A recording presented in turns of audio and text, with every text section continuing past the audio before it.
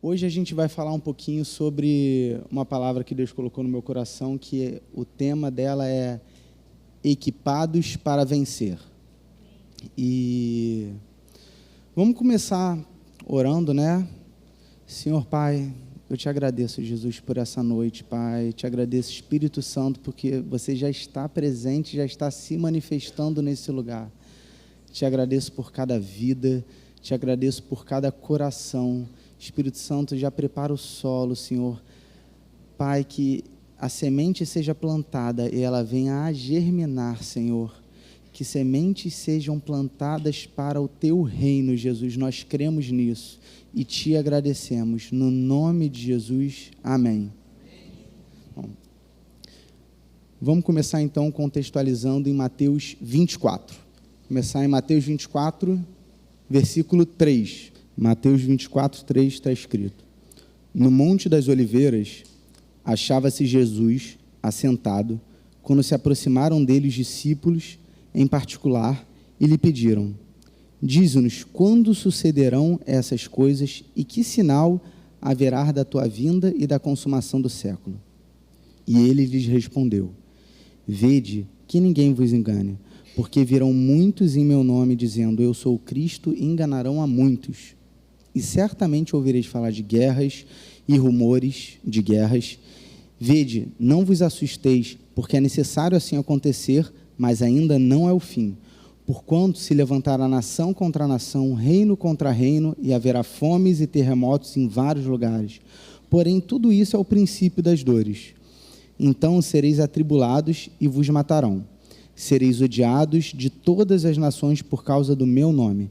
Nesse tempo, muitos hão de se escandalizar, trair e odiar uns aos outros. Levantar-se-ão muitos falsos profetas e enganarão a muitos. E por se multiplicar a iniquidade, o amor se esfriará de quase todos. Aquele, porém, que perseverar até o fim, será salvo.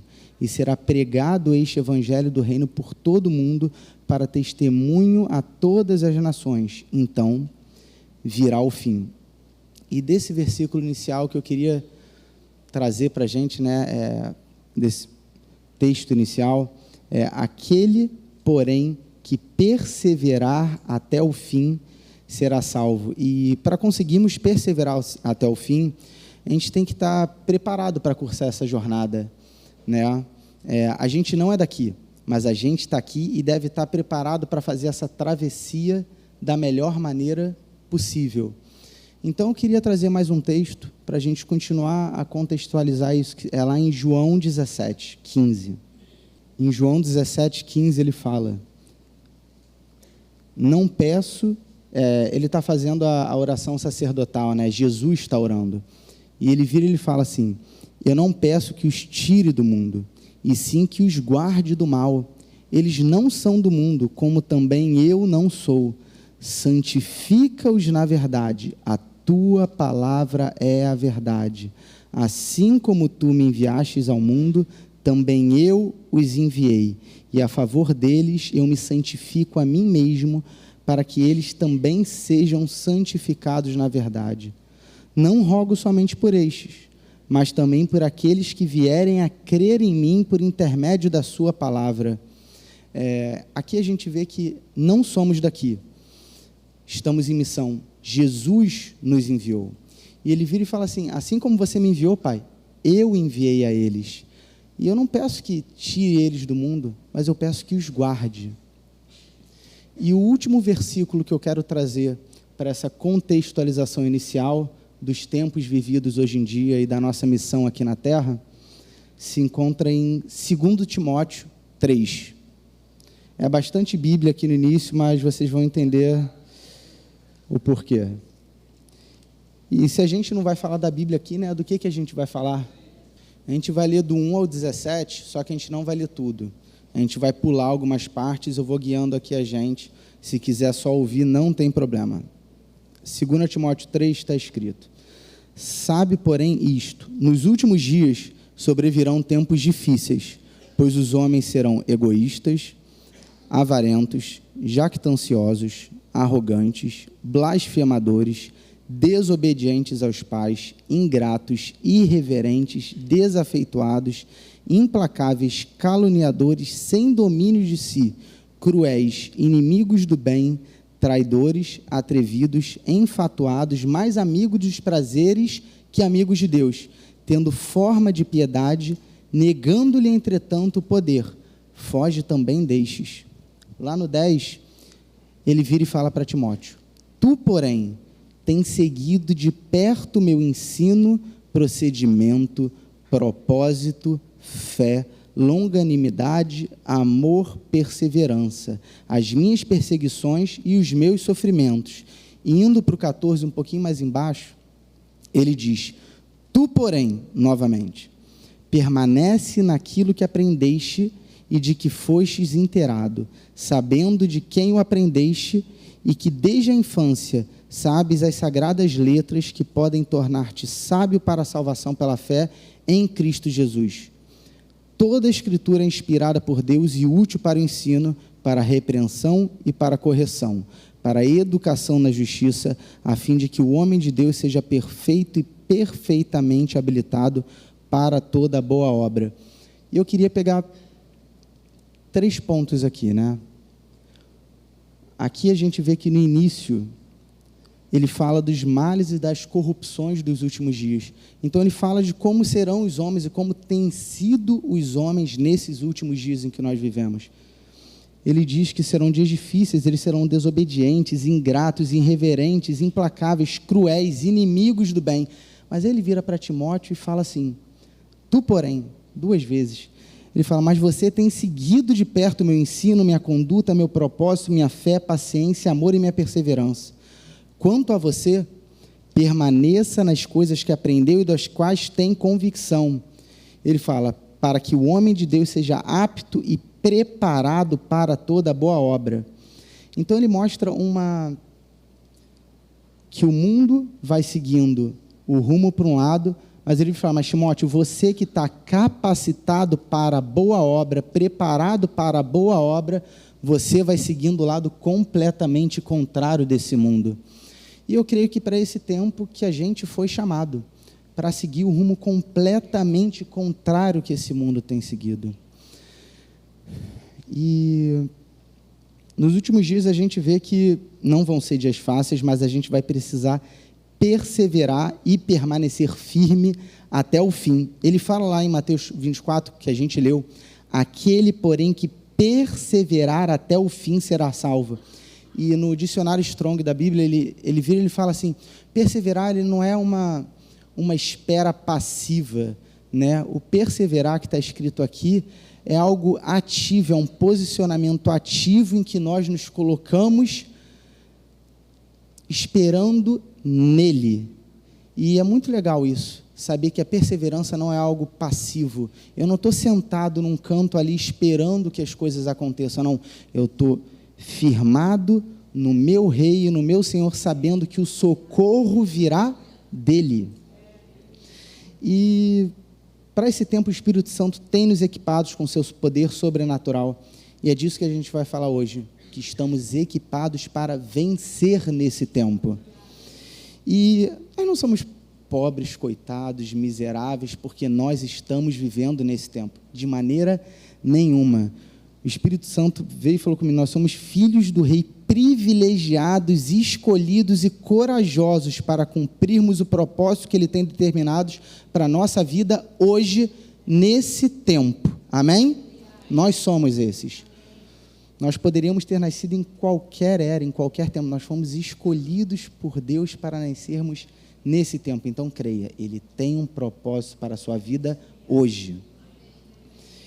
E eu quero fazer um pequeno paralelo agora, né, sobre como a gente leu, né, que ele fala lá em João: Pai, eles não são daqui, mas não os tire do mundo, guarda-os do mal enquanto eles estão aqui. Como se a nossa travessia nesse mundo fosse a travessia de uma trilha. E esse é o paralelo que eu quero fazer aqui com vocês, para a gente poder ilustrar muito bem o que a gente vai fazer. E sempre quando a gente vai para uma trilha, a gente leva uma mochila. E dentro dessa mochila a gente tem que levar alguns itens que são essenciais para a nossa sobrevivência. E eu quero falar de alguns itens que realmente vão ser essenciais para a nossa sobrevivência nesse mundo, enquanto a gente vai fazendo a travessia por ele. Porque, como a gente viu, não vai ser fácil, mas quando estamos devidamente equipados, a gente consegue passar por isso. Uma história assim, rápida e simples. Fui com a Babi acampar, fomos num lugar frio demais, 0 graus Celsius no meio da noite. Do lado de fora da barraca, meu amigo, eu não conseguia falar direito. Eu desisti de tirar foto no meio da noite, voltei para a barraca e falei, esquece, outro dia rola, hoje não. Botei lá para dentro do saco de dormir, fechei o saco de dormir e falei, aqui está quentinho. Então, porque eu estava devidamente equipado e preparado para aquilo que eu estava vivendo, eu não sofri. Depois que eu entrei na barraca, acabou, cara, acabou o frio, acabou tudo.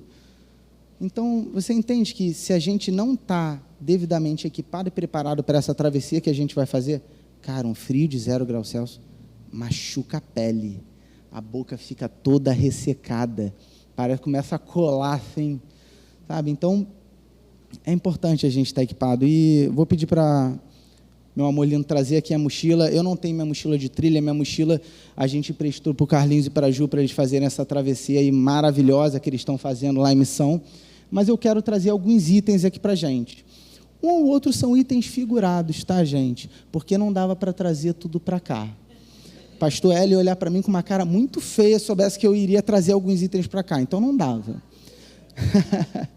Mas o primeiro item que eu quero falar é, então, vamos lá, quais itens não podem faltar na sua mochila para cursar essa jornada que Deus propôs para você? O primeiro deles, eu quero pegar aqui, se eu achar, tem tanta coisa aqui dentro, Jesus, me ajuda. E vamos lá. O primeiro deles, voltei, gente, não estava escondido, é um mapa. Tá? Eu tenho aqui um pequeno mapa. Não, esse mapa não é do Rio de Janeiro, é de um parque lá de Campo do Jordão. Era o único mapa que eu tinha, gente. Então, era o mapa que eu trouxe. E um dos únicos itens que ficou faltando além... O único item que ficou faltando, na verdade, foi a bússola, porque quem tem uma bússola nos dias de hoje? Na verdade, e olha que eu pedi para muita gente, mas, infelizmente, ninguém tinha bússola. Então, vamos lá. O mapa e a bússola. Pô, Léo, mas... a bússola no celular, mas é disso que eu ia falar. Quando a gente vai... Ah, Léo, mas você vira e fala para mim, mas mapa? Bússola? Tu tá louco, Léo, hoje em dia eu tenho GPS. Amigo, o que vai carregar o teu GPS no meio do mato? Não, Léo, tem GPS hoje em dia que dura 1 mês. Amigo, a nossa jornada não é de 1 mês, a nossa jornada é de uma vida inteira, são décadas e décadas. Então, Léo, GPS, Google Maps... Cara, aqui não cola. Aqui a gente precisa do mapa com a gente, que vai mostrar cada caminho que a gente tem que traçar. E hoje em dia eu entendo porque que o pastor Hélio bate tanta Bíblia de papel, Bíblia de papel, Bíblia de papel. Por quê? Porque no meio do mato, acabou a luz, você continua tendo mapa. Você continua tendo aqui todas as direções. Só que o mapa sozinho, não. Junto do mapa, a gente tem que ter a bússola para ajudar a guiar a gente no meio desse mapa. E o que é essa bússola? Essa bússola é o Espírito Santo. Ele ajuda a gente a caminhar durante toda essa palavra que Ele tem proposto para a gente. Ele mostra, filho, hoje lê aqui. Filho, hoje lê aqui. Ele traz os tesouros que estão escondidos nessa palavra para que a gente consiga sobreviver no dia a dia e extrair o máximo dele. E quando a gente tem um mapa, né, algo bem interessante, se você tem um mapa aqui na sua mão, um mapa grandão, você vai desbravar uma travessia que não tem uma trilha bem certa, você tem que ir no meio da mata e tem que usar ele. Beleza. Você vai querer o mapa inteiro ou você vai querer só parte do mapa? Qual? Inteiro, né? Porque se você não usa o mapa inteiro, o que acontece? Você se perde. Você fica no meio do caminho. Você não consegue ir até o final se você não usa o mapa inteiro. E Está escrito, né? A gente leu lá em 2 Timóteo 3, toda escritura é inspirada por Deus e é útil para o ensino. Então a gente não tem como ficar escolhendo o que eu vou usar e o que eu não vou usar. E eu quero dar um exemplo aqui. Quem é que gosta de programa de culinária? Alguém? Eu e Babi, a gente se amarra. A gente senta lá para ver um dia ou outro, às vezes comendo a comida aqui que está na frente, olhando aquela comida que está lá, Senhor, transforma isso aqui. Não é verdade? É bem assim. E tem um prato que eles fazem às vezes, um tipo de prato, que mexe um pouco comigo, né? Antes eu achava maneiro, mas depois eu não gostei mais. Depois que o Senhor me trouxe esse exemplo, essa revelação no coração, sempre quando eu vejo esse prato eu fico, curtia, mas não curto mais não. Que é o prato desconstruído. A galera gosta de fazer um troço desconstruído, né? Mas o que é o prato desconstruído? É aquele prato que o cara não soube fazer. É aquele prato que deu errado. Aí o que ele vira e fala? Cara, eu queimei essa parte aqui, então essa aqui eu boto de lado. O cheesecake está desconstruído porque essa massa não ficou legal. Então eu taco para cá, taco o chantilly em cima, boto uma cereja, boto um bando de troço aqui, tá bonitinho. Aquilo que os olhos não gostam, aquilo que não está cheirando... Então deixa eu botar aqui de ladinho, ninguém vai ver.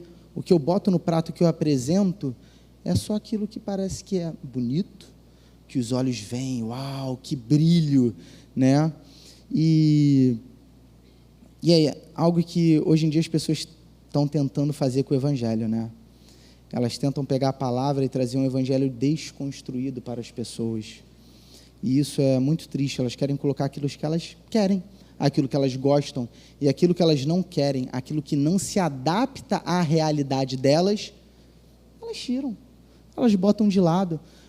Poxa, isso aqui você não pode fazer. Tudo me é lícito, mas nem tudo me convém. Não, tudo me convém sim, eu só leio a primeira parte, tudo me é lícito. Aí a gente começa a desconstruir as coisas, né? O evangelho não foi feito para ser desconstruído. Está escrito, como eu já disse, que a palavra ela é eficaz e toda a palavra ela é inspirada pelo Espírito Santo.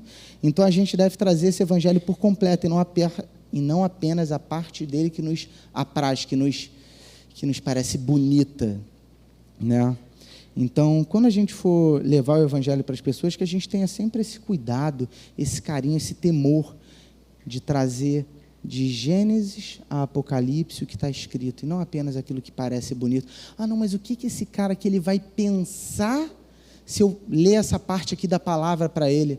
Cara, meu amigo, não apresenta uma parte só do mapa para a pessoa, não. Essa pessoa vai ficar completamente perdida. O mapa ele está aqui para ser usado por completo. Teve há pouco tempo um exemplo, tem uma galera, eu não estou lembrando exatamente qual é o nome do esporte. Existe um esporte que a galera se taca lá no meio do mato, tem os grupos, eles têm bússola, tem bando de aparelhagem e tal. Orientação, é isso, obrigado, Natan. Orientação, ele vai, tem um bando de coisa lá e tal, e tem que sair correndo para chegar a um lugar. Teve um cara que do nada, esse cara sumiu. O que aconteceu com o cara? Ele estava lá que nem doido, correndo, uma falésia lá na frente dele, bum, caiu e morreu. Por quê? Porque ele tinha um mapa, mas ali ele tentou ir na frente do tempo e antes do tempo, fazer de uma velocidade diferente. Por isso que para a gente o Espírito Santo ele é tão importante. Ele mostra o tempo, ele mostra o modo, ele mostra as palavras, tudo aquilo que a gente tem que usar. Então, cara, chama o Espírito Santo para o seu dia a dia. Você vai ler a palavra? Cara, não lê a palavra sozinho, amigo. Chama o Espírito Santo, vira e fala, cara, Espírito Santo, vem cá tomar esse café maravilhoso comigo e vamos ler essa palavra junto. Com ele é muito mais fácil, é muito mais gostoso. Senão isso aqui vira um livro de história. Isso aqui não é um livro de história, isso aqui é uma palavra que ela é viva e eficaz. Amém? E eu quero ler um versículo aqui, a gente não precisa nem... não, nesse precisa abrir porque eu não trouxe aqui não. Está lá em 2 Timóteo 4. Logo embaixo do que a gente acabou de ler. 2 Timóteo 4, do 1 ao 5. Só para poder trazer um pouquinho aqui, que a palavra é muito inteligente, gente. Ela sabia que isso ia acontecer nesses dias e ela já mostrou nela mesmo que isso iria acontecer. 2 Timóteo 4, 1. Conjuro-te perante Deus e Cristo Jesus, que há de julgar vivos e mortos pela sua manifestação e pelo seu reino. Prega a palavra, insta, quer seja oportuno, quer não, corrige, repreende, exorta com toda longanimidade e doutrina, pois haverá tempo em que não suportarão a sã doutrina. Pelo contrário, cercar-se-ão de mestres segundo as suas próprias cobiças, como sentindo coceira nos ouvidos, e se recusarão a dar ouvidos à verdade, entregando-se a fábulas. Tu, porém, se sóbrio em todas as coisas, suporta as aflições, faze o trabalho de um evangelista, cumpre cabalmente o teu ministério. Então ele vira e fala, cara, as pessoas não suportarão a sã doutrina. Cara, tem uma frase que Luciano Subirá falou, que eu estava ouvindo outro dia e que eu anotei aqui, que eu queria trazer para a gente.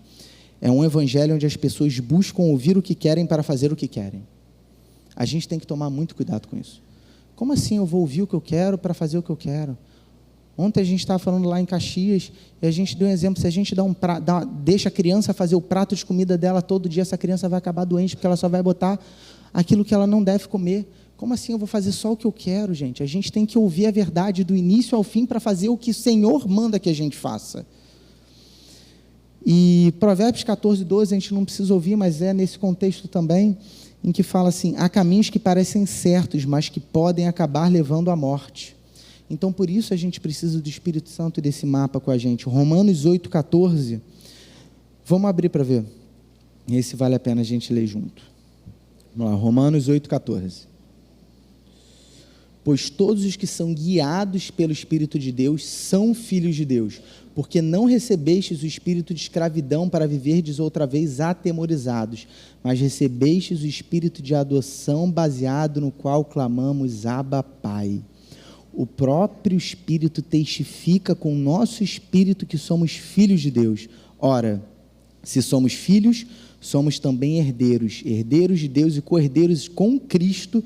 Se com Ele sofremos, também com Ele seremos glorificados.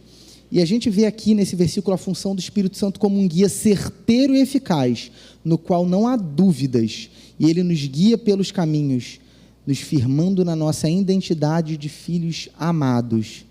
Cara, não abre mão de ser sempre guiado por Ele. A cada coisinha que eu vou fazer, Léo, você não está espiritualizando muito tudo, não? Não, cara, assim, se possível, no seu dia, a cada coisinha que você vai fazer. Porque entre você virar e falar, é linha vermelha ou é Avenida Brasil, a galera de ontem sabe muito bem, faz toda e completa diferença. Então, cara, o Espírito Santo, assim, ele é muito bom, ele guia a gente a toda a verdade, a todos os caminhos bons. Então, vamos nos entregar a Ele, tá? Não vamos andar no nosso próprio entendimento. Eu li da palavra, eu li isso aqui, eu achei isso aqui. Pergunta para o Espírito Santo, é isso mesmo ou não é? Para que ele possa, a própria palavra interpreta a palavra. Então a gente vai vir e falar assim, cara, Senhor, traz para mim a revelação disso aqui que eu estou lendo, que eu não estou entendendo. Ele vai te mostrar. Não tem como ele não te mostrar. Em João 16, 13 está escrito, não precisa abrir, quando o Espírito da verdade vier, ele os guiará a toda a verdade. Então, vamos nos entregar para que a gente possa ser guiado 100% por ele. Eu quero agora falar do segundo item. O segundo item, ele é um item que eu acho muito importante. Eu sou um cara que eu tenho muita sede quando eu vou sair. Então, o segundo item ele é o cantil, né? O cantil, mas eu não quero deixar apenas como o cantil, tá? Ele é o cantil, deixa eu ver exatamente como eu botei, o cantil com água fresca. Vocês vão entender o porquê disso. O que esse cantil, antes disso, quando a gente está no meio de uma caminhada, né?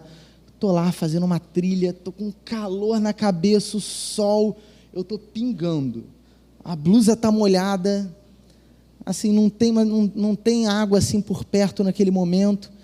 Cara, eu sei que tem gente que gosta de tomar água morna, tá? Hora ou outra porque fala que a garganta é melhor e tal. Assim, gente, eu não consigo entender essa galera não, mas eu respeito, tá? Eu vou respeitar. Mas assim, gente, eu falar da garganta, a galera começou a tossir aqui, viu? É a galera da água morna. Mas assim, tem gente que vira e fala, eu gosto de água morna. Cara, eu duvido que nessas condições de calor na cabeça, suando, você queira água morna. Cara, se você toma água morna, você chega a vomitar nesse momento, você não aguenta. Água quente eu não vou nem levar isso em consideração, vou nem falar sobre isso. Nesse momento a gente quer uma água bem gelada, uma água bem fresca, que vai refrescar a gente assim, de cima a baixo, que faz até a gente parar de suar, cara. É incrível, se der até para tacar um pouquinho aqui em cima. E por que eu falo desse cantil com água fresca, né?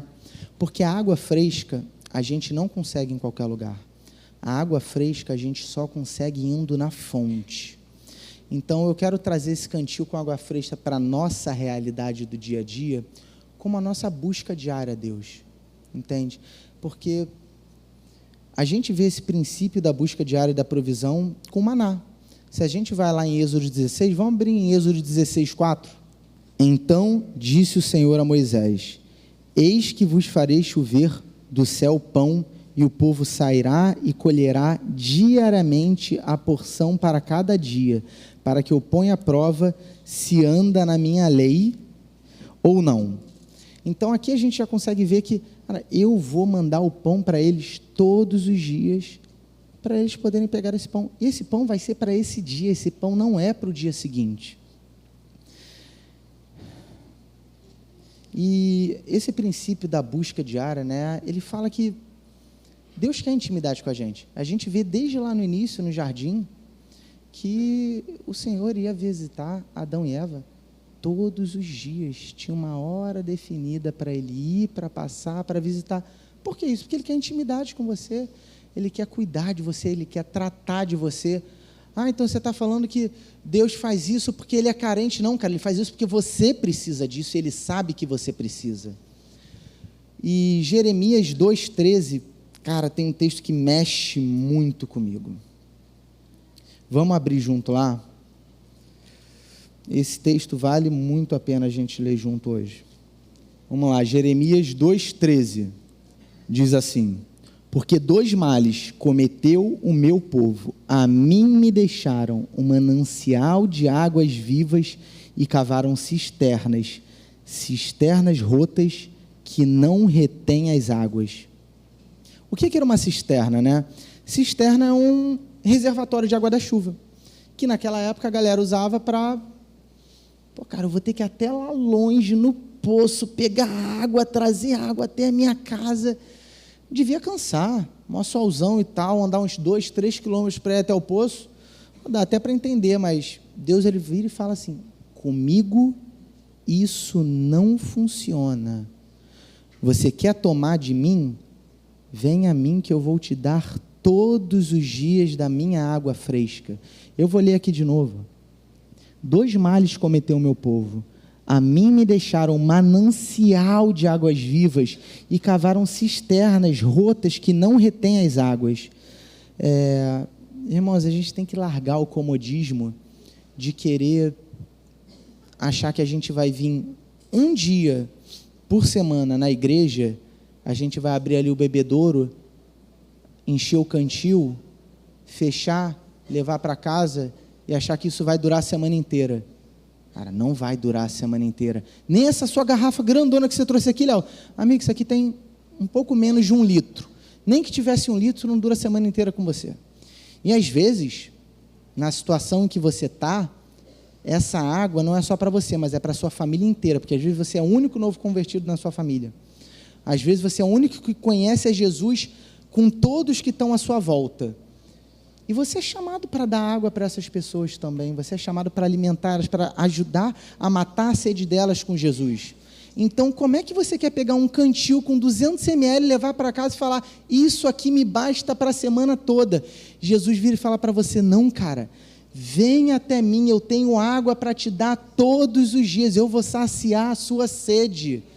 Então, cara, fica ligado no princípio da busca diária. Todos os dias a gente tem que ir até Ele e se banhar nele. Você não gosta de água morna, você não gosta de água quente, então para de espiritualmente querer ficar bebendo água quente, ficar bebendo de gotinho no conta-gota lá. Cara, você foi chamado para todos os dias beber a água que Ele tem trazido para você. Ele tem trazido uma água boa. Vamos para mais um item? Próximo item agora que eu vou trazer, deixa eu ver se eu acho, né? Isso aqui está cheio demais. Achei. Último item aqui, último item não, mais um dos itens é o repelente. Meu amigo, se você soubesse a diferença que isso aqui faz no meio do mato, você sempre ia ter um desse na tua mochila. Olha, a gente já teve Campitinho e Wake Summer em alguns lugares que, rapaz, os mosquitos gostavam. Graças a Deus, esse lugar que o Senhor nos concedeu, o mosquito é o último dos nossos problemas, a gente não vê mosquito. Mas quando a gente está andando no meio de uma trilha, não é legal ser picado por mosquito. E o mosquito, quando pica a gente, pega o nosso sangue, ele traz doença também. Dengue, zika, chikungunya, um bando de doença aí que pode ser trazido pelo mosquito. Cara, muito mais doença do que essas que eu estou falando, tá? Alguém aqui gosta de ficar doente? Não. Então, é bem melhor usar o repelente. Todo mundo concorda? Beleza. E se existisse repelente também, não sei nem se existe, tá? Mas se existisse assim para cobra, aranha e tal, essas coisas, meu amigo, eu ia me amarrar.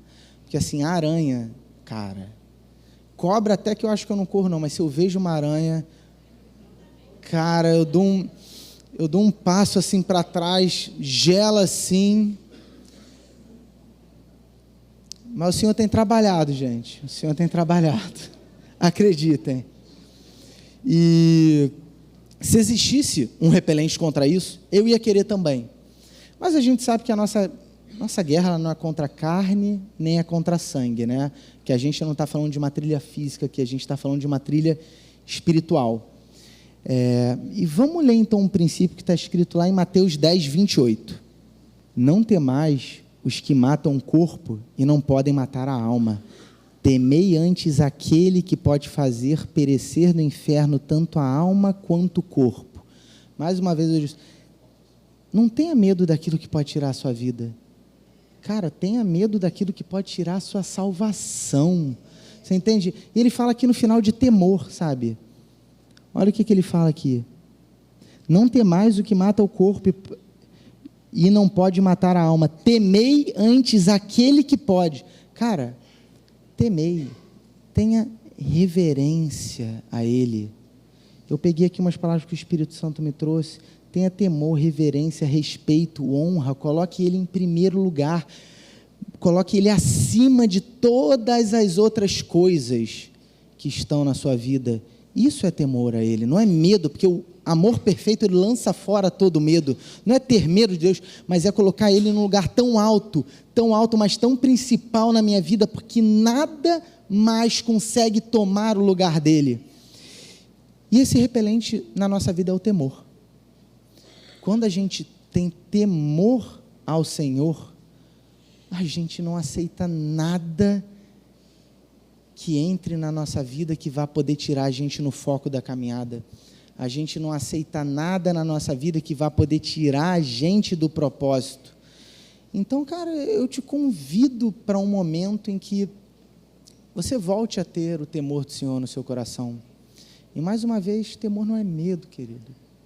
Temor nunca foi medo. Temor é honra, é reverência, é respeito. Tenha isso por Ele na sua vida. Temor é segurança. Por isso que a gente está falando do temor e do repelente. O temor é o repelente que a gente precisa para se livrar todos os dias das armadilhas do inimigo. E a gente tem que se livrar, né, de tudo aquilo que tenta afastar a gente do caminho de Deus, do caminho dos céus. E lá em Mateus 18, do 8 ao 9, você pode só ouvir, não precisa abrir. Está pertinho, quem quiser abrir, fique à vontade. Mateus 18 fala assim: portanto, se a tua mão ou o teu pé te faz tropeçar, corta-o e lança-o fora de ti. Melhor é entrar na vida manco ou aleijado do que tendo 2 mãos ou 2 pés, sendo lançado no fogo eterno. Se os teus olhos te fazem tropeçar, arranca-o e lança-o fora de ti. Melhor é entrar na vida com um só dos olhos, do que tendo 2 e ser lançado no fogo eterno. E aqui eu queria falar sobre os olhos, né? Só um pequeno adendo aqui. Quando ele fala sobre os olhos, a gente tem que tomar muito cuidado com aquilo que a gente está vendo, né? Porque aquilo que a gente vê alimenta a gente, alimenta a nossa mente. Então eu queria trazer você para ir em Mateus 6, 22. Aí, tudo pertinho. Você não tem que virar mais do que 10 páginas aí. Mateus 6, 22 está escrito: são os olhos a lâmpada do corpo. Se os teus olhos forem bons, todo o seu corpo será luminoso. Se, porém, os seus olhos forem maus, todo o seu corpo será trevas. Mais uma vez eu falo, se os seus olhos forem bons, todo o seu corpo será bom. E em Salmo 101:3, ele vira e fala assim: não porei nada injusto diante dos meus olhos. Quero repetir o que ele fala em Salmo 101:3. Não porei nada injusto diante dos meus olhos. Tem um livro que eu estou lendo, que ele é o Guia de Sobrevivência para os Últimos Dias. E esse livro que eu estou lendo é um livro muito interessante, em que ele fala sobre um princípio que é um princípio importantíssimo para a nossa vida, que ele fala assim, deixa eu achar aqui: faça uma aliança com seus olhos e não coloque nada impuro perante eles. Se você não impedir que imagens ruins entrem em sua mente, você dará ao diabo uma ferramenta para ele usar contra você. Imagina, todo dia você está lá, aí você está lá mexendo no Instagram, opa, essa foto aqui eu não posso ver, aí vai, passa, opa, essa foto aqui eu não posso ver, aí vai lá, passa, opa, aí não estou vendo, opa, não posso, mas aí toda hora aquele troço está entrando na sua mente, você está vendo um filme lá que, cara, cheio de cena indevida que não deveria estar vendo, nada a ver, cara, assim, cara, está escrito, não coloquei nada impuro perante os meus olhos. Assim, vamos tomar muito cuidado com aquilo que a gente está vendo, com aquilo que a gente tem colocado perante os nossos olhos, porque se os nossos olhos forem bons, todo o nosso corpo será bom. Então, não dê armas ao diabo para que ele possa usar contra você, porque se você vê uma cena, aquela cena pode ficar meses remoendo na sua cabeça, te tentando. Então, mais fácil é não ver, não é verdade? O que você prefere? Ir para o céu sem Instagram ou ficar? Eu prefiro ir para o céu sem Instagram. Se o Instagram me faz pecar, que eu me livre do Instagram. O que você prefere? Ir para o céu sem televisão ou ficar com a... Eu prefiro ir para o céu sem televisão. E olha que eu amo ver um filme muito legal. Mas assim, se começa a ter uma cena indevida, já olho para a Babi já olha para mim e passou. Por quê? Porque, cara, a gente tem tomado muito cuidado que a gente deixa entrar na nossa casa, com que a gente deixa entrar nos nossos olhos, no nosso corpo, no nosso relacionamento. Então, assim, coloca isso, um princípio na sua casa. Constrói um muro em volta da sua casa de proteção. Não coloque nada impuro diante dos seus olhos. Proteja a sua casa e a sua família. E a gente está falando do temor como repelente, né? Então, eu vou ler aqui para vocês, não precisa abrir, porque o tempo é curto e Jesus ainda tem bastante coisa para falar. Provérbios 14, 26 e 27 está escrito: no temor ao Senhor, o homem encontra um forte apoio e também segurança para a sua família. O temor ao Senhor é uma fonte de vida e ajuda a evitar as armadilhas da morte. Cara, sai de perto das armadilhas da morte que te trazem para longe de Deus, para longe do teu caminho, para longe do Senhor. Coloque Ele como o primeiro na sua vida. Então, uma frase para a gente finalizar esse item é: no temor do Senhor vemos uma fonte de proteção para a nossa vida. Vamos nos agarrar a ela. Quarto item. O quarto item, deixa eu ver se eu encontro aqui. Se eu não encontrar, a gente segue, porque não é tão fácil assim achar os troços nessa mochila cheia. Consegui. Obrigado, Jesus. Você é lindo. Quarto item é dividido em dois, porque esse item ele não pode vir sozinho. Ele é a lamparina, ele é o lampião, né? E junto dele, ele não vem sozinho. Junto dele tem que ter o óleo, porque o óleo é quem alimenta o fogo que está lá dentro, tá? Junto dele está o azeite, que serve ali para alimentar aquilo. Guardar aqui para nada cair nem sujar esse púlpito, tá, pastor? Tá tudo bonitinho. E vocês estão rindo, né? A gente tem que tomar cuidado, gente, deixar tudo bonitinho. Ó, a Isabela falou ali, é verdade mesmo. Então eu quero lampião, mas eu não quero lampião sozinho. Eu quero a lamparina, o lampião, junto com a vasilha de óleo. E vamos ver o porquê? Vamos lá em Mateus 25. Gente, está tudo em Mateus, eu estou facilitando muito para vocês hoje. Eu tenho que mandar um livro daqui a pouco bem difícil. Estou brincando, gente. Estou aqui para isso não. Que fala da parábola das 10 virgens, né? Então, o reino dos céus será semelhante a 10 virgens, que, tomando as suas lâmpadas, saíram a encontrar-se com o noivo. 5 dentre elas eram nécias e 5 prudentes. As nécias, ao tomarem as suas lâmpadas, não levaram azeite consigo. No entanto, as prudentes, além das lâmpadas, levaram azeite nas vasilhas. E tardando o noivo, foram todas tomadas de sono e adormeceram. Mas à meia-noite, ouviu-se um grito: eis o noivo, saia ao seu encontro. Então se levantaram todas aquelas virgens e prepararam as suas lâmpadas. E as nécias disseram às prudentes: dai-nos do vosso azeite, porque as nossas lâmpadas estão se apagando. Mas as prudentes responderam: não, para que não nos falte a nós e a vós outras. Ide antes ao que vende e comprai. E saindo elas para comprar, chegou o noivo. E as que estavam apercebidas entraram com ele para as bodas, e fechou-se a porta. Mais tarde chegaram as virgens nécias, clamando: Senhor, Senhor, abre-nos a porta. Mas ele respondeu: em verdade vos digo, não vos conheço. Vigiai, pois não sabemos o dia nem a hora.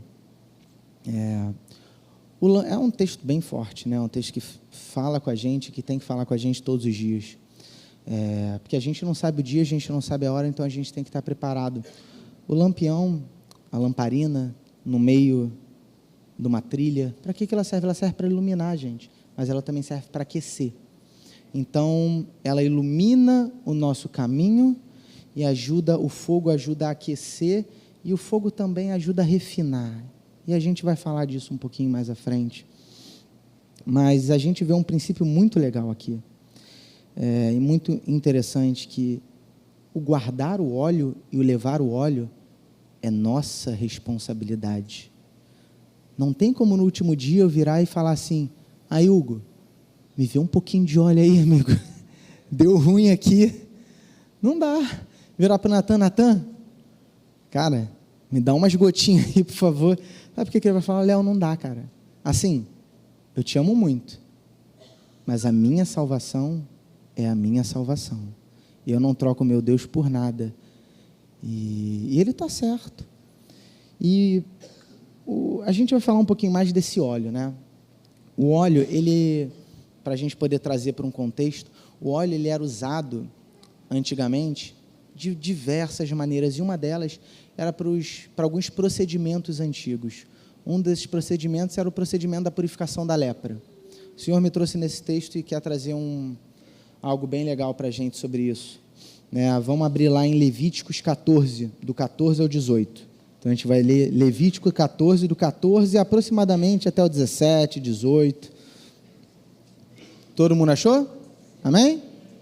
Beleza. O sacerdote, então, qual o contexto que a gente está? Antes de tudo, né? A gente está falando sobre a lei acerca do leproso depois de sarado, sobre um procedimento de purificação que existia na época, né? ele fala assim: o sacerdote tomará do sangue da oferta pela culpa e porá sobre a ponta da orelha direita daquele que tem que purificar-se, e sobre o polegar da sua mão direita e sobre o polegar do seu pé direito. Também tomará o cestário do azeite e o derramará na palma da própria mão esquerda. Molhará o dedo no azeite, o dedo direito no azeite que está na mão esquerda, e daquele azeite aspergirá com o dedo 7 vezes perante o Senhor. Do restante do azeite que está na mão, o sacerdote porá sobre a ponta da orelha direita aquele que tem de purificar-se, sobre o polegar da mão direita e sobre o polegar do seu pé direito, em cima do sangue da oferta pela culpa. E então, resumindo aqui para vocês, o que era feito? Eles pegavam o sangue do sacrifício, colocavam naqueles locais indicados, pegavam óleo, faziam um pequeno procedimento ali com óleo, e depois eles passavam esse óleo por cima, exatamente como ele fala, em cima do sangue das ofertas pela culpa. E o sangue, gente, é tranquilo, o sangue, antes ele vinha de sacrifícios.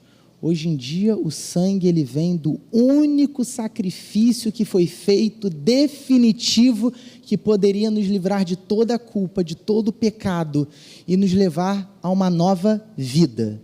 Esse sangue que é representado aqui. E o óleo, Léo?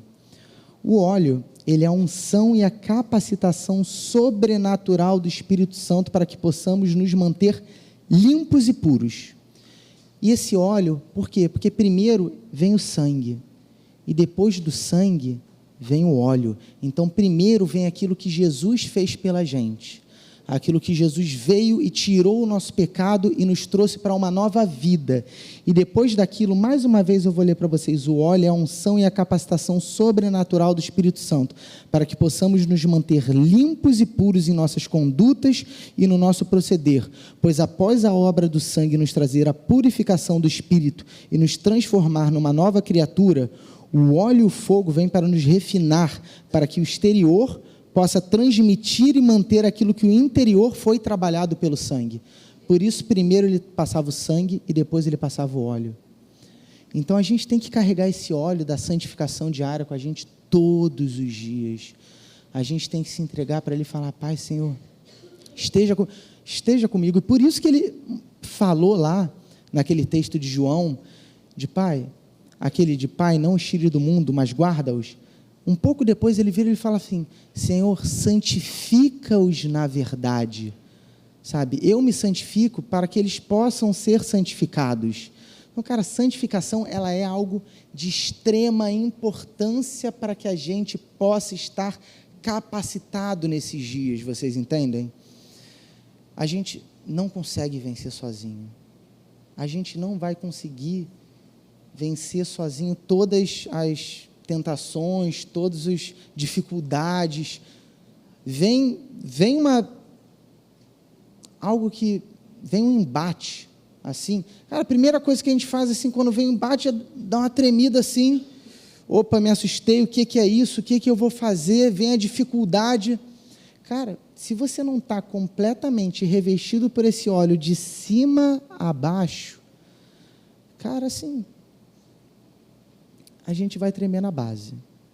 Uma frase que o Senhor me deu quando eu estava lá no louvor, nesse louvor maravilhoso que a gente teve hoje, foi que nesses últimos dias, tudo que pode ser abalável será abalado, para que as coisas inabaláveis ganhem espaço dentro de você.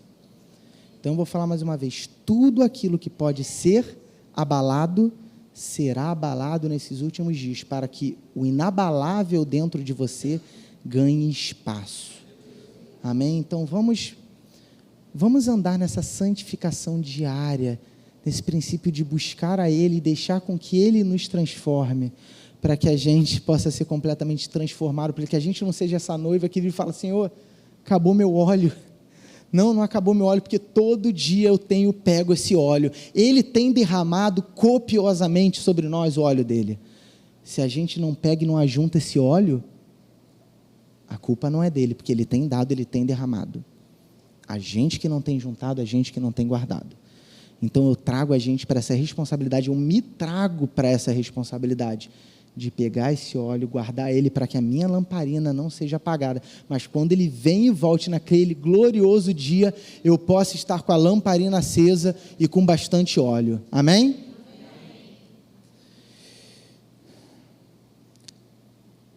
Esse último que eu vou falar agora, devolvi a mochila aqui para o meu amor. Obrigado, minha linda. E um último, seria um último item que não é o item, mas o último princípio da mochila, digamos assim, que eu vou trazer hoje para cá, livre-se de todo o peso e de todos os itens que podem te atrapalhar a chegar no alvo. Rapaz, quando a gente vai fazer uma trilha grande, eu tenho entrado nesse mundo das trilhas há pouco tempo. Cara, você tem que levar assim bastante peso. Dizem que 17 quilos na mochila está um peso bom. Mano, você é louco, 17 quilos é muito peso. Tem dias que eu já levei mais, dias que eu já levei menos, mas tu vai botar aquele troço grandão atrás de você. Cara, nesse quesito, menos é mais. Se você pode botar menos coisa na mochila, melhor. Então, todos os itens que não são necessários, a gente tem que tirar, não é verdade? Vamos voltar lá para Mateus 11. Fazer trabalho à toa não é coisa de gente esperta, gente. Levar peso que não precisa ser levado, a gente não precisa disso, a gente já passou desse tempo. Ele fala assim: venham a mim todos aqueles que estão cansados e sobrecarregados, porque eu vos aliviarei. Tomai sobre vós o meu jugo e aprendei de mim, porque eu sou manso e humilde de coração, e acharei descanso para a vossa alma, porque o meu jugo é suave e o meu fardo é leve. Ele vira e fala assim: cara, me dá essa mochila cheia de coisa pesada, me dá isso aqui, toma aqui a minha é leve, a minha só tem o que você precisa, e o que você precisa, eu botei aqui dentro, eu escolhi item a item, você vai conseguir levar e caminhar até o final com o que tem aqui dentro. Então a gente tem que tirar alguns itens desnecessários da nossa mochila, para que a gente consiga chegar até o final dessa jornada. Eu quero falar de 2 itens hoje, que a gente tem que tirar da nossa mochila. O primeiro item que eu vou falar é o pecado. Vamos abrir lá em Hebreus 12. Ah, Léo, você gosta de abrir a Bíblia, né? Eu gosto, gente. No dia que eu subi aqui, não pedi para abrir a Bíblia assim, muitas vezes, rapaz, eu não sei o que eu estou fazendo. Mentira. Porque se não for para falar sobre essa palavra e sobre o livro da Bíblia, da vida, mais uma vez eu falo, não sei por que a gente está aqui. É para isso. Porque isso aqui é a vida, isso aqui é o mapa, não é verdade? Então vamos falar muito sempre sobre o mapa. Em Hebreus 12, 1, está escrito: portanto, também nós, visto que temos a rodear-nos tão grande nuvem de testemunhas, desembaraçando-nos de todo o peso e do pecado que tenazmente nos assedia, corramos com perseverança a carreira que nos está proposta, olhando firmemente para o autor e consumador da nossa fé, Jesus, o qual, em troca da alegria que lhe estava proposta, suportou a cruz, não fazendo caso de ignomínia, e está sentado à destra do trono de Deus. Considerai, pois, atentamente aquele que suportou tamanha oposição dos pecadores contra si, para que não vos fatigueis, desmaiando em vossa alma. Então aqui a gente vê um princípio muito legal. Você quer chegar até o final da caminhada? Tira esse peso do pecado de dentro da sua mochila, para que você possa correr com perseverança a caminhada que te foi proposta, para que você não desanime, não fatigue e não desmaie a sua alma no meio do caminho. E, cara, vamos parar com o princípio da esquizofrenia, de tirei da mochila, botei na mochila, tirei da mochila, botei na mochila, tirei da mochila, botei na mochila. Gálatas 5:1 fala, perdoe-me, saiu daqui, fala, pois foi para a liberdade que Cristo nos libertou, permaneceis, pois, firmes. Cara, foi para a liberdade que Ele nos libertou, então não nos coloquemos de novo em jugo de escravidão. Então assim, se você tirou esse pecado da sua mochila, Ai, Léo, mas é um tijolo tão bonito, pesa uns 100 quilos, eu quero levar ele comigo, olha como brilha, é uma barra de ouro, Léo, é uma barra de ouro, é ouro, amigo, numa trilha o ouro não serve de nada, ele brilha, Léo, é bonito, pesa 100 quilos, aí tu vai levar na mochila, para onde o ouro vai te levar? O ouro não vai te levar para lugar nenhum.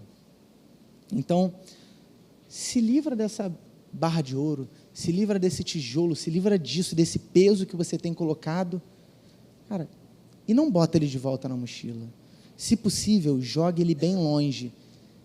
Mais ainda, se possível, pede para que aquele fogo do lampião queime isso aí todinho, que isso aí saia da sua vida e saia da sua vista, que isso desapareça, você não consiga nem mais vê-lo. E o segundo item que eu quero trazer para a gente hoje, que é um item que ele anda perto do pecado, mas mesmo às vezes quando a gente larga o pecado, larga mesmo, assim, cara, Léo, eu me livrei disso, às vezes isso vem perseguindo como se fosse um fantasma, e isso tem tentado paralisar a igreja do Senhor, que é a condenação. Isso é um item muito pesado, e a gente não tem que levar esse item com a gente, porque parece que ele tenta puxar a gente para trás. A gente é chamado para um tempo onde somos filhos que sabemos a nossa identidade, então nós sabemos que está escrito lá em Romanos 8:1, pois já não há mais condenação para aqueles que estão em Cristo Jesus. Então por que eu vou me colocar de novo em jugo de escravidão? Por que eu vou ficar trazendo isso de novo para dentro? Cara, ele te livrou. Ele não falou que ele não se lembra mais dos seus pecados? Ele não virou para aquela mulher que estava em pecado, que viram ela cometendo adultério, a viram no ato, sabe, e a pegaram para apedrejar aquela mulher, e ele vira e fala, cara, assim, vá e não peques mais. Cadê os teus acusadores? Eu também não estou aqui te acusando nem te condenando, mas tem a segunda parte, que é vai e não peques mais. Mas falando dessa primeira parte, porque da segunda parte a gente falou do pecado já, então da primeira parte, cara, ele não está te acusando, ele já te limpou, ele já te livrou, ele já levou sobre ele tudo aquilo, então para de tentar pegar dele o que ele já levou sobre ele levou sobre ele. Então se você vir falar, não, mas eu fico fazendo isso, eu fico pensando nisso, isso, cara, traz todo o pensamento cativo à palavra de Deus, livra a liberdade, viva a liberdade que ele propõe para que você viva a vida do próprio Deus, né? Ele vira e fala assim, o inimigo veio para roubar, matar e destruir, e eu venho para que tenham vida e a tenham em abundância. Então vamos entrar e viver nessa vida, nessa porta de vida em abundância que ele abriu para a gente, amém? E o último item que eu vou trazer aqui é só ler um versículo, não é um item, que é sobre condenação. Em Filipenses 3,13 está escrito, irmãos, quanto a mim, eu não julgo que o haja alcançado, porém uma coisa eu faço, e é que esquecendo-me das coisas que para trás ficam e avançando para que estão adiante de mim, prossigo para o alvo, ao prêmio da soberana vocação de Deus em Cristo Jesus. Então ele vira e fala, eu não considero mais as coisas que para trás ficaram, eu ando para o alvo, para Cristo. Então que a gente esqueça as coisas que para trás ficaram, porque se ele te deu uma nova vida, ande nessa nova vida que ele te deu. E agora eu vou falar de uma situação, que já é a gente finalizando, se o pessoal do louvor quiser subir, já fique à vontade. Uma situação que a gente pode passar quando a gente está andando pelo caminho, que é o que fazer quando a gente acha alguém perdido no meio do caminho. Porque acredite ou não, no meio de uma trilha é bem fácil quem não tem um mapa se perder, quem não tem uma bússola se encontrar perdido por aí. E o que eu faço quando eu encontro alguém perdido no meio do caminho? Eu estou nem aí, Léo, já é difícil trilhar essa trilha aí, o cara que fique para trás e eu que vou andando, é cada um na sua, não é isso não? Não. Eu gostei que dali vem um não bem forte, não. E assim, não. Cara, quando a gente acha alguém perdido numa trilha, a gente não abandona para trás. A gente pega ele pela mão e a gente faz ele acompanhar a gente até que ele possa começar a andar por si mesmo. A gente apresenta, Léo, ele está sem luz, ele está no meio do escuro, está à noite. Cara, ilumina o caminho para ele, mostra para ele qual é o caminho. Vem, vamos andando junto, dá o braço assim para ele, pega na mão dele. Uma frase que o nosso pastor tanto ama, né? Eu seguro minha mão na sua. Rapaz, olha quão poderoso é isso. Eu seguro minha mão na sua. Cara, você pega o cara e você começa a andar assim com aquele que está perdido, e ele começa a ver como é o caminho, qual é o caminho, e o nosso coração ele deve queimar de amor pelos perdidos. A gente foi chamado aqui para saquear o inferno, gente. A gente foi chamado para saquear o inferno. Eu não quero a gente está aqui para trazer todo mundo.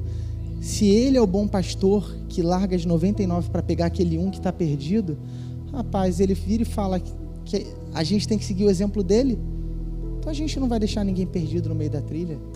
A gente vai atrás, a gente vai buscar, a gente vai fazer um batalhão lá de buscar os perdidos e tentar trazer de tudo quanto é maneira, porque é para isso que a gente está aqui. E quando uma coisa a gente tem que tomar cuidado, né? Porque lá em 2 Coríntios 4:4 está escrito assim, olha. Vamos começar do 4:3. Mas se o nosso evangelho ainda está encoberto, é para que os que se perdem, que está encoberto, nos quais o Deus deste século cegou o entendimento dos incrédulos, para que lhes não resplandeça a luz do evangelho da glória de Cristo, o qual é a imagem de Deus. Então ele vira e fala que o Deus desse mundo, ele está cegando as pessoas que estão nesse mundo, para que eles não consigam ver a verdade que há e que existe no evangelho. E se a gente for ler a história de Paulo, né? Paulo foi um dos maiores perseguidores da igreja, né? Se não o maior de seu tempo. Quantas pessoas Saulo, né? Não matou, não fez. Mas aí quando a gente vai lá para Atos 9, a gente vai ler aqui, eu quero mostrar para vocês isso que o Espírito Santo me mostrou.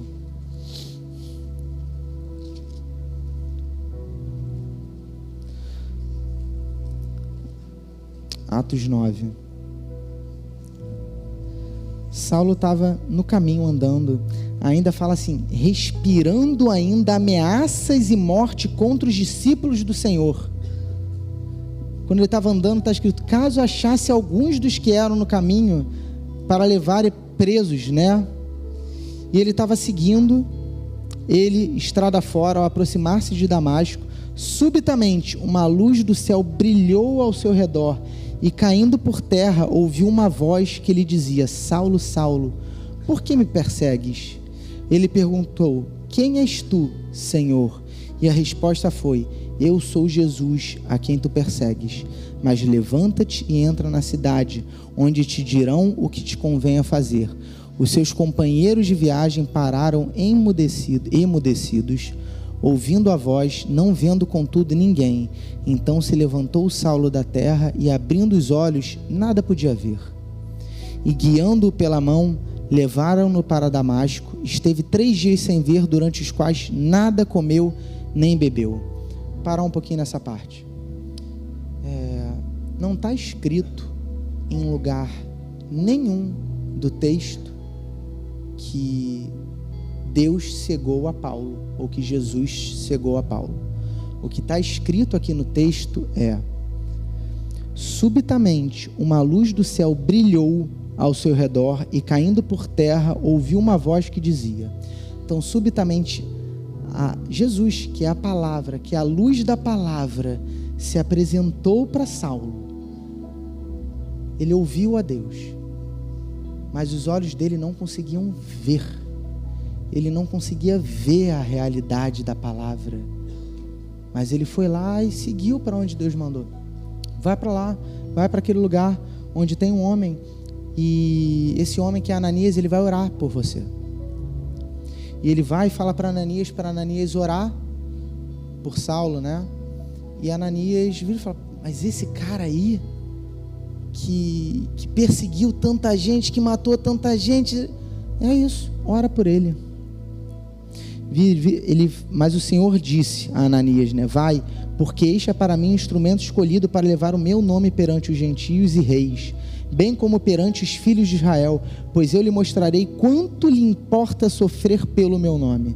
Então Ananias foi, e entrando na casa, impôs as mãos sobre ele, dizendo: Saulo, irmão, o Senhor me enviou a saber contra o próprio Jesus, o Senhor me enviou a saber o próprio Jesus, que te apareceu no caminho por onde vinhas, para que recuperes a vista e fiques cheios do Espírito Santo.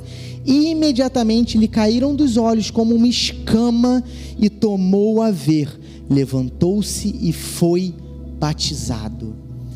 Quando a luz da palavra, como a gente vê que estava escrito, quando a luz da palavra vem e tenta se apresentar na vida das pessoas perdidas, é como se elas não pudessem ver, às vezes é como se elas fossem cegas.